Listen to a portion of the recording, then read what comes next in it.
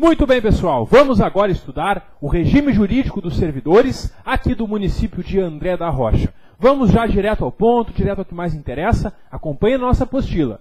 Primeiro, o conceito de servidor público, está ali no artigo 2º. O servidor é quem está investido em um cargo público. E o que é um cargo público? O artigo 3º responde. Ele é criado por lei, em número certo, tem um nome próprio, cada cargo tem um nome, como esse cargo que tu está buscando com esse concurso. Ele é remunerado pelos cofres do município e ele é um conjunto de atribuições e responsabilidades que são cometidas, que são dadas a um servidor para desempenhar.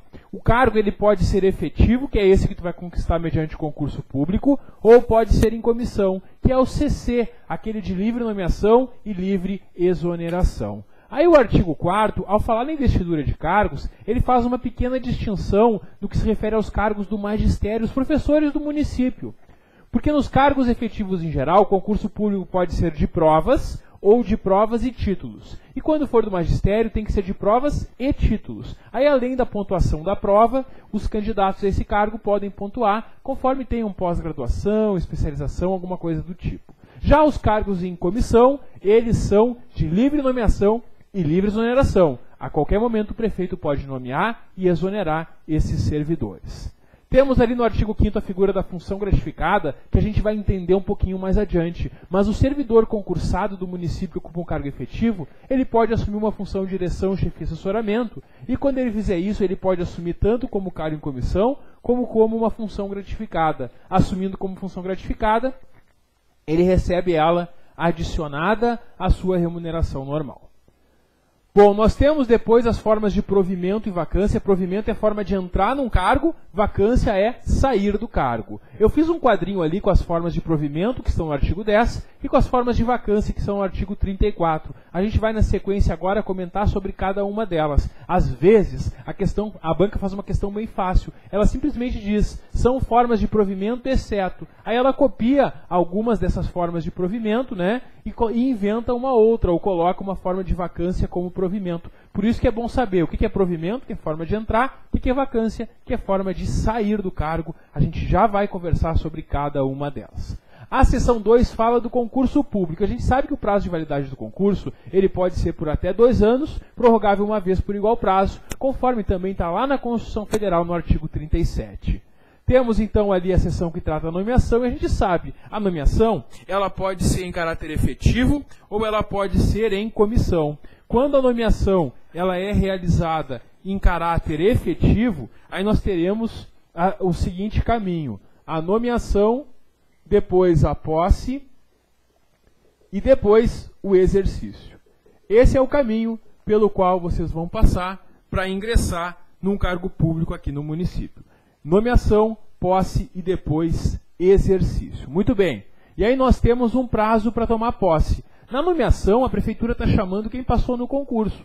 E aí tem um prazo para a pessoa comparecer e assumir o cargo, dizer que quer assumir o cargo. Esse prazo ele é de 15 dias e pode ser prorrogado por mais 15 dias. Isso aqui cai muito em prova, porque isso aqui muda de um município para o outro. E aqui em André da Rocha é 15 prorrogável por mais 15. Depois que tomou posse, tem um prazo para começar a trabalhar de fato, que é o prazo de exercício. Esse prazo vai ocorrer no prazo de 5 dias. É isso que nós temos aí no artigo 17, que traz o prazo para exercício.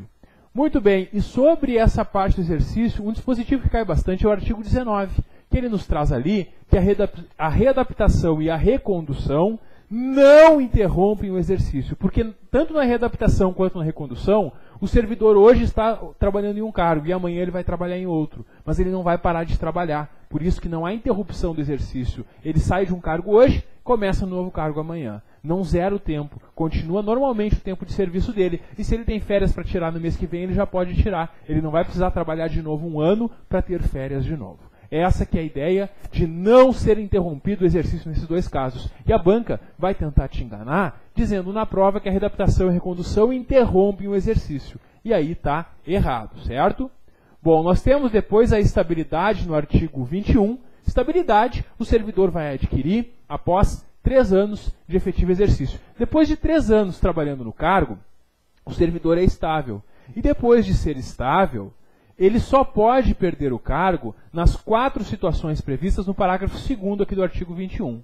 Ou uma sentença judicial transitada em julgado, aquela que não cabe mais recurso, ou um procedimento administrativo que assegure para ele ampla defesa e contraditório, ou avaliação periódica de desempenho. É uma avaliação que continua mesmo depois de ter terminado o estágio probatório. E se o servidor for ineficiente, poderia ser exonerado. E ainda a 4ª situação, que é o corte de gastos. Se o município atinge o limite de despesas com o pessoal, ele é obrigado a cortar servidores. Só que antes de cortar os concursados, ele vai ter que cortar cargo em comissão e servidor que ainda não completou o probatório. E só depois que ele poderia chegar num estável, o que é, na prática, muito difícil, mas é possível de acontecer, de acordo com a lei. Vamos agora ver as formas de provimento, as formas de ingressar em cargos públicos. Nós temos primeiro a recondução. Na recondução, o servidor está ocupando um cargo e ele volta para o cargo que ele ocupava antes. A recondução ela pode acontecer em 2 hipóteses, conforme o mapa mental que eu montei na apostila. Pode acontecer por uma inabilitação no estágio probatório, o servidor que está num cargo hoje em André da Rocha, ele faz o concurso e passa para um cargo melhor. Aí, ele já era estável num cargo, passou para um cargo melhor. Não se adaptou nesse cargo. E, se ele não passa no probatório desse novo cargo, ele pode voltar para o cargo anterior. Isso é uma forma de provimento, porque o cargo que ele ocupava antes, que tinha ficado vago, vai voltar a ser ocupado por ele. E também pode acontecer recondução se o servidor está ocupando um cargo e o anterior ocupante desse cargo é reintegrado por uma decisão judicial. Aí esse servidor que está ocupando o cargo que era de outra pessoa tem que sair para que esse outro possa voltar pela reintegração. Nesse caso, o servidor que vai sair desse cargo vai poder voltar para o cargo que ele ocupava antes também. Isso é a recondução, que é ao mesmo tempo, né? Ao mesmo tempo, então, o servidor vai estar saindo de um cargo e entrando em outro, né? Tanto a recondução quanto a readaptação, elas são ao mesmo tempo formas de provimento e forma de vacância. A readaptação está ali no artigo 23. Quando é que acontece a readaptação? Quando o servidor sofre um acidente, um prejuízo na sua saúde, e ele não tem mais condições de saúde de continuar trabalhando no cargo que ele ocupava até então. Mas isso não quer dizer que ele seja inválido, porque tem outros cargos no município que ele é capaz de trabalhar. Nesse caso, ele vai ser readaptado. Ele vai ser tirado do cargo que ele não consegue mais desempenhar e vai ser colocado num cargo compatível com a limitação que ele sofreu na sua capacidade física ou mental. É isso que é a readaptação. E nós temos no artigo 24 que nessa readaptação, o servidor vai passar por um estágio experimental. Um estágio experimental de 90 dias para ver se ele se adapta no novo cargo. E se ele se adaptar, aí se faz essa readaptação. Depois temos a reversão, e a reversão é o retorno do aposentado. O aposentado por invalidez, aquele que foi aposentado porque não tinha capacidade de saúde de trabalhar em nenhum cargo no município, não tinha como ele ser readaptado, ele é aposentado por invalidez. E caso ele venha a recuperar a sua saúde, ele pode voltar a trabalhar. E quando ele volta, quando o aposentado volta à atividade, isso se chama de reversão. O artigo 27 nos traz que existe uma idade máxima para que o servidor possa reverter. Essa idade máxima é de 70 anos, conforme o artigo 27. Temos na sequência a reintegração. Reintegração é retorno do demitido. O servidor que foi injustamente demitido, ele pode entrar com o processo na justiça, comprovar que foi inválida a sua demissão e ganhar o direito, ganhando o processo, de voltar para o cargo. E ele volta e recebe tudo que ele deixou de receber nesse tempo que ele teve fora, porque a demissão dele foi injusta. Temos então os 2 mapas mentais aqui na apostila para a gente memorizar. Primeiro, o que acontece com o reintegrado? Ele volta para o cargo que ele ocupava e recebe tudo que ele deixou de receber nesse período que ele teve fora. E se tiver alguém ocupando o cargo que era dele, o que acontece com essa pessoa? Essa pessoa vai sair para que ele possa voltar. E esse ocupante do cargo pode ser reconduzido a um cargo que ocupava antes, ou pode ser aproveitado em um outro cargo, ou pode ser colocado em disponibilidade, que a gente já vai ver o que é. E esse ocupante do cargo, esse não tem direito à indenização. Só quem é indenizado é quem volta por uma decisão judicial, o reintegrado. O outro que sai para ele voltar não vai ser indenizado. E agora nós vamos ver então o que é a disponibilidade e o aproveitamento. É que quando tu é estável, depois que tu já passou no estágio probatório, nós temos uma grande proteção. Além de tu dificilmente poder perder o cargo, se o cargo que tu ocupa não for mais necessário e eles extinguirem o teu cargo no município, ainda assim tu não vai ser mandado embora. Tu vai ser mandado para casa nesse caso. quer ser colocado em disponibilidade. O prefeito vai te dizer, olha meu amigo, não precisamos de você agora. Vai para casa e fica esperando. Assim que tiver um cargo aqui que a gente precise, tu vai ser chamado para ser aproveitado. Então, na disponibilidade, o servidor fica em casa, ele não trabalha e recebe remuneração. Quando ele é chamado para voltar, se diz que ele está sendo aproveitado. E ele vai ser aproveitado num cargo compatível com as suas atribuições.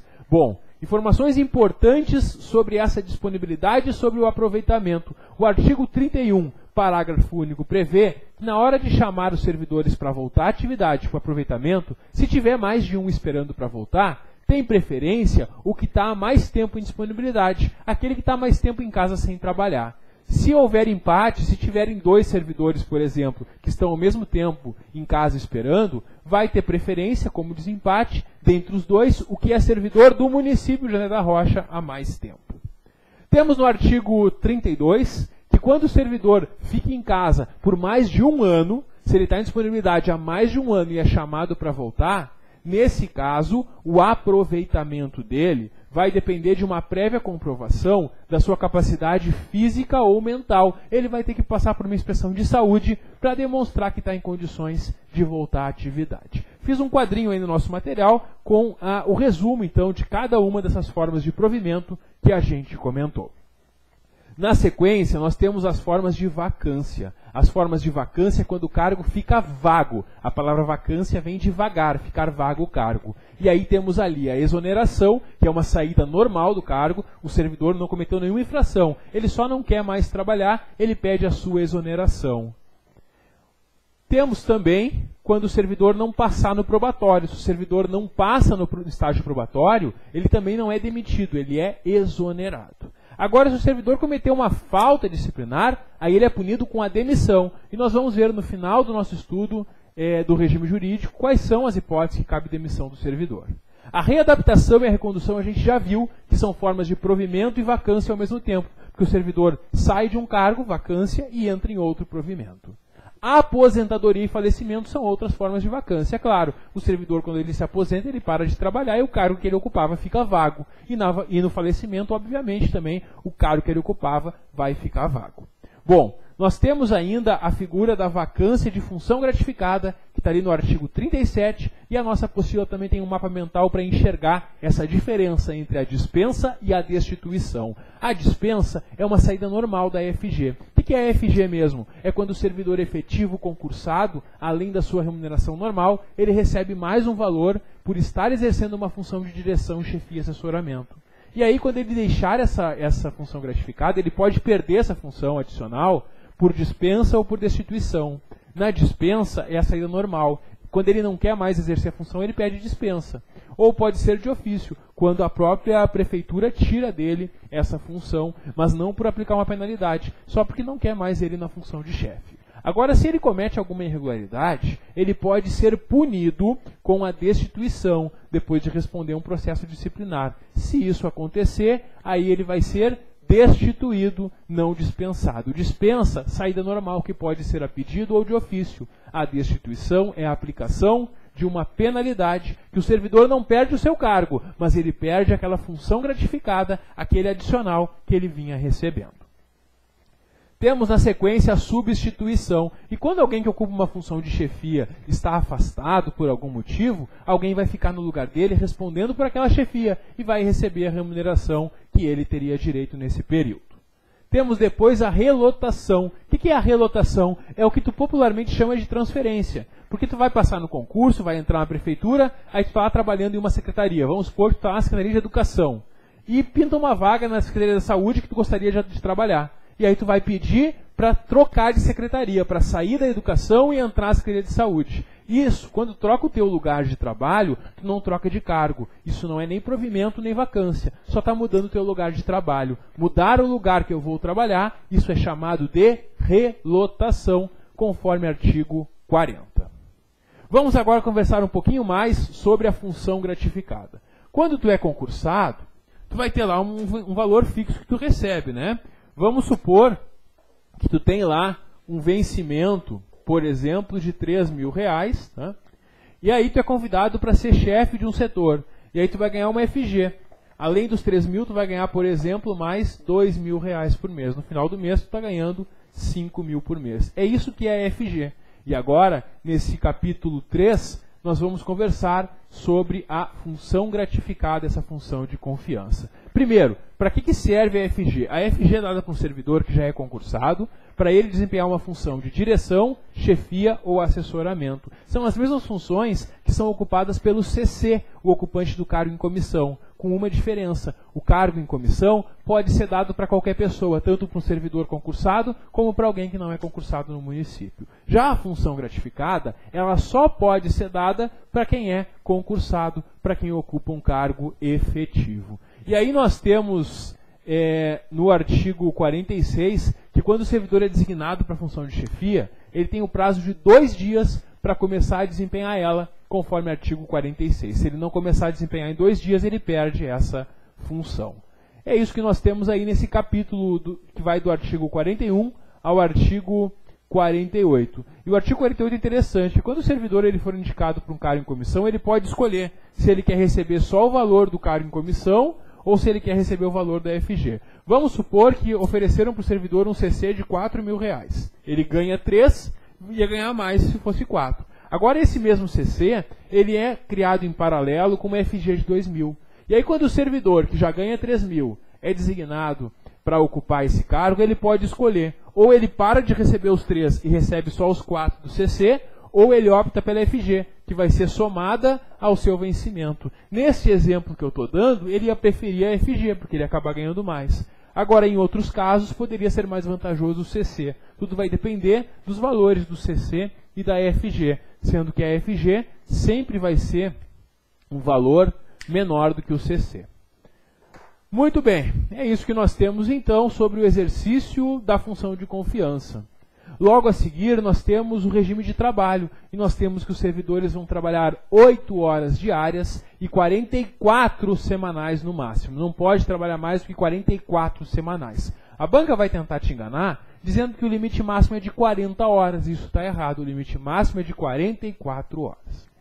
Temos no parágrafo 2º do artigo 51 uma regra sobre o banco de horas. O banco de horas é quando a gente trabalha mais sem receber hora extra e depois a gente tira isso em folgas, né? Pois bem, quando eu vou fazendo hora extra sem receber ela em dinheiro para tirar em folga, eu tenho que tirar essa folga, eu tenho que compensar isso em no máximo 6 meses. Eu não posso ficar por mais de 6 meses acumulando horas para depois tirar a folga. A cada 6 meses, no máximo, eu vou ter que tirar todas as folgas que eu tenho direito por horas que eu fiz a mais nesse período. Bom, depois nós temos o serviço extraordinário a partir do artigo 53. E o serviço extraordinário é o pagamento de hora extra. Se tu trabalhar além do teu horário e não estiver fazendo o banco de horas, que tu vai tirar folga depois, aí tu recebe a hora com o valor acrescido de 50% quando ela excede o teu horário normal de trabalho.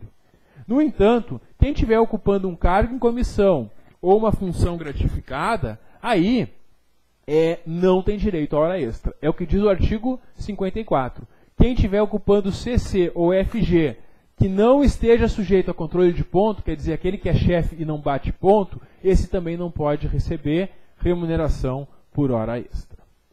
O próximo capítulo trata do repouso semanal remunerado. A gente tem, claro, naturalmente, em qualquer profissão, em qualquer trabalho, tanto na área privada como pública, um repouso semanal, um descanso, que é de preferência aos domingos. E a banca vai tentar te enganar, dizendo que é obrigatoriamente aos domingos. E aí está errado. É preferencialmente aos domingos, conforme o artigo 55. E se o servidor ele faltar durante a semana, ele perde a remuneração também do repouso. Quer dizer, só tem direito ao repouso remunerado lá do domingo aquele servidor que trabalhou todos os dias da semana. Se faltar na semana, mesmo que apenas um turno na semana, perde o dia que faltou e perde também a remuneração do repouso. É isso que está previsto no artigo 56. Isso cai bastante em provas de concurso. No próximo título nós temos o vencimento e a remuneração. Bom, o vencimento é esse valor básico que o servidor recebe. E aí nós temos ali o conceito de vencimentos e de remuneração. É que ao longo do tempo, o servidor ele pode incorporar algumas parcelas. Quando ele incorpora uma parcela, ele vai ficar recebendo ela sempre. Vamos supor que um servidor incorporou uma parcela de R$1.000 e recebe mais uma parcela não incorporada de R$1.000. Nesse exemplo que eu estou dando, o vencimento do servidor é de R$3.000. Os vencimentos, que são esse valor básico mais essa parcela incorporada, vão ser de R$4.000. E a remuneração é tudo que o servidor ganha, parcelas incorporadas e não incorporadas. E aí a remuneração do servidor nesse exemplo seria de R$5.000, certo? Então a gente viu aqui a distinção entre vencimento, que é só o valor básico, que está ali no artigo 58, vencimentos, que está no artigo 59, que é o valor básico mais as parcelas incorporadas, e remuneração, que é tudo que ele ganha, que está ali no artigo 60, certo? Muito bem. Se exclui da remuneração somente as parcelas indenizatórias. Parcelas indenizatórias não entram nem na remuneração. Bom, nós temos no artigo 62 os descontos que o servidor pode sofrer na sua remuneração. Naturalmente, se ele faltar ao trabalho, ele vai perder o dia que ele faltou e ainda também vai ter descontado o dia do repouso.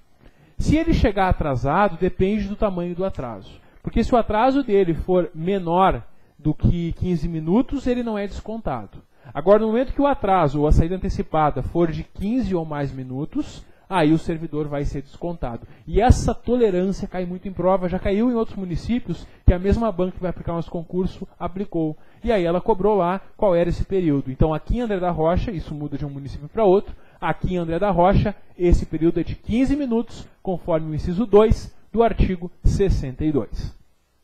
O artigo 63 nos traz que, salvo uma imposição legal ou um mandato judicial, nenhum desconto pode incidir sobre a tua remuneração ou provento. Provento é o que o aposentado recebe, remuneração é o que o servidor em atividade recebe. Então, não pode ter nenhum desconto, a não ser que venha de lei, como imposto de renda, contribuição previdenciária, ou uma ordem judicial, como, por exemplo, uma pensão alimentícia. E aí é possível que, se tu quiser, que tu consigne na tua folha de pagamento alguns empréstimos, por exemplo, até o limite de 30% da tua remuneração, conforme o parágrafo único do artigo 63. O artigo 64 nos traz que as reposições, o que tem que ser devolvido à Fazenda Municipal aos cofres públicos, pode ser feito em parcelas mensais. Nesse caso, é quando o servidor está devendo algo para a prefeitura. Vamos supor que o servidor estava dirigindo um veículo da prefeitura e causou um acidente. Nesse caso, o servidor pode ser condenado a ressarcir esse prejuízo. E se isso for muito maior do que ele ganha, ele pode ir pagando isso parcelado. No máximo que pode descontar a cada mês do contra-cheque do servidor para reposições é o máximo de 30% também, conforme o parágrafo 1º do artigo 64. Bom, depois nós temos as vantagens, né? O servidor, então, além do valor básico, ele tem vantagens que ele pode receber. As vantagens se dividem em 4 grupos. Pode ser indenização, que é o primeiro grupo que a gente vai estudar, ou podem ser gratificações adicionais, o prêmio por assiduidade ou auxílio para a diferença de caixa. Interessante observar que as indenizações nunca se incorporam ao vencimento. Já gratificações adicionais podem se incorporar ou não, conforme o caso. E aí a lei específica de cada adicional vai dizer isso. Aqui nessa lei não diz, mas em outra lei pode constar quando incorpora e quando não incorpora. Bom, temos as indenizações a partir do artigo 68. E são 3 as parcelas indenizatórias, conforme está no mapinha mental também na nossa apostila, né? As indenizações elas podem ser as diárias, que são dadas ao servidor quando ele vai se afastar em serviço por alguns dias. Pode ser ajuda de custo, ou pode ser a indenização de transporte. Isso tudo, essas indenizações elas estão regulamentadas também em outra lei. A gente não precisa saber nenhum detalhe aqui sobre elas. A gente só precisa saber para a prova que são 3 parcelas indenizatórias: diárias, ajuda de custo e transporte. A banca pode pegar uma delas e dizer que é gratificação ou que é adicional, e aí está errado. São indenizações, essas 3, e as indenizações, como a gente viu antes, elas não entram na remuneração. Todas as demais parcelas entram na remuneração, indenizações não. E aí nós temos no artigo 69 4 gratificações adicionais e vamos agora conversar sobre cada uma delas, começando pela gratificação natalina, que é o 13º salário. O 13º, conforme o artigo 71, ele tem que ser pago até o dia 20 de dezembro. E ali entre os meses de julho e outubro é possível que o município pague, então, um adiantamento. Ele paga um adiantamento entre julho e outubro e depois, até 20 de dezembro, paga o que faltava pagar do 13º para os servidores. E aí nós temos depois, no artigo 72, que quando o servidor ele se exonera sem ter trabalhado então até o final do ano, ele vai receber o 13º proporcional aos meses que trabalhou, na proporção de 1/12 por mês trabalhado. Então, se no ano que o servidor se exonerou, ele se exonera lá no mês de maio, por exemplo, no final do mês de maio, tendo trabalhado 5 meses, ele vai receber 5/12 do valor. E dentro de cada mês, o período que seja superior a 14 dias é considerado como um mês. Por exemplo, o servidor trabalhou 5 meses e 14 dias. Quanto que ele vai receber de 13º proporcional? 5/12. Agora, se ele trabalhou mais que 14 dias, por exemplo, 5 meses e 15 dias, aí ele vai receber 6/12 do valor do 13º proporcional. É essa a regra que está ali no artigo 72. O artigo 74 traz o adicional por tempo de serviço. Depois que tu entrar no município, a cada ano que tu trabalhar, tu vai tendo um adicional de 0,5% sobre o valor do teu vencimento. A cada ano vai tendo 0,5%. Então, fechou um ano, 0,5%.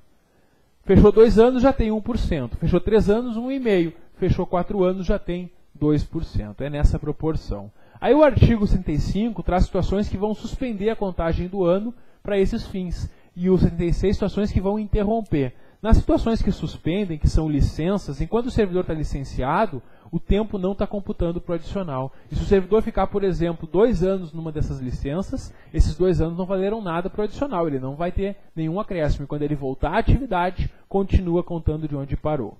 Já no artigo 76, nós temos situações que interrompem o anuênio. Nessas situações do artigo 76, o servidor ele vai sair e está zerado o tempo. E quando ele voltar, ele vai ter que trabalhar 1 ano de novo para fechar o direito ao anuênio. Tem os adicionais também de insalubridade e periculosidade, e sobre eles tem 2 informações que vocês precisam saber. Primeiro, o artigo 78, que diz que esses adicionais não são cumuláveis. O servidor não pode, ao mesmo tempo, receber insalubridade e periculosidade. Ou recebe um, ou recebe o outro. Não pode cumular. A banca vai tentar te enganar dizendo que pode, e tu não vai cair nessa. O artigo 79 prevê que quando o servidor quando cessar o risco ou a condição que deu causa adicional, o servidor deixa de receber aquela insalubridade ou periculosidade. Quer dizer, se trocar o servidor de setor, ou se no lugar onde ele trabalha eles eliminarem aquele risco, automaticamente ele vai deixar de receber o adicional. Não existe direito adquirido a esse adicional, essa que é a ideia. Temos o adicional noturno com muita chance de cair na prova, porque ele é bem diferente de outros municípios. A maioria dos municípios tem um adicional maior. Aqui em André da Rocha, o adicional noturno, para quem trabalhar entre as 22 horas de um dia e as 5 horas do dia seguinte, ele é no percentual de 15% sobre o vencimento. 15% sobre esse valor pelas horas que forem trabalhadas entre as 22 e as 5 horas. Temos ainda o prêmio por assiduidade. A cada 5 anos que tu fechar de trabalho, a cada 5 anos que tu fechar no município, tu ganha uma remuneração, ou melhor dizendo, um vencimento. Tu ganha o valor do teu vencimento. A cada 5 anos, então, é um prêmio que tu ganha por ser assíduo. E aí também, o artigo 82 traz situações que vão suspender a contagem desses 5 anos. E o artigo 83 prevê situações que vão interromper, que vão zerar o tempo. Então, se tu está trabalhando já há 3 anos e acontece uma causa de suspensão, vai parar de contar o tempo. Quando tu voltar à atividade, tu vai trabalhar mais 2 anos e vai fechar aqueles 5 anos. Agora, nesse mesmo exemplo, tu está há 3 anos trabalhando e aconteceu uma causa de interrupção, tu vai ter que trabalhar mais 5 anos para poder receber o prêmio. Então, a suspensão ela é melhor para o servidor do que a interrupção. A interrupção prejudica mais. Bom, esse prêmio ele é por assiduidade. E para ter o prêmio por assiduidade, tu não pode ter mais de 5 faltas no ano. Porque se tu tiver mais de 5 faltas no ano, está interrompido e tu vai ter que trabalhar mais 5 anos para ter o prêmio. Agora, se tu tiver faltas durante esses 5 anos, a cada dia de falta que tu tiver, tu vai ter que trabalhar 1 mês a mais para fechar esses 5 anos. É isso que está previsto no parágrafo único do artigo 82. E aí nós temos ainda o auxílio para a diferença de caixa, né, que é o chamado quebra de caixa. O servidor, então, que paga ou recebe em moeda, ele vai ter direito a um quebra de caixa de 10%, um adicional de 10%, porque ele está lá trabalhando com dinheiro e se faltar ele vai ter que pagar do bolso dele. Muito bem, pessoal, concluímos então a primeira aula, já vimos a primeira parte do regime jurídico dos servidores aqui de André da Rocha, e no próximo vídeo eu volto para a gente continuar o estudo. Vamos na próxima aula ver as férias a partir do artigo 86 do regime jurídico. Dá um clique que eu já volto. Até logo.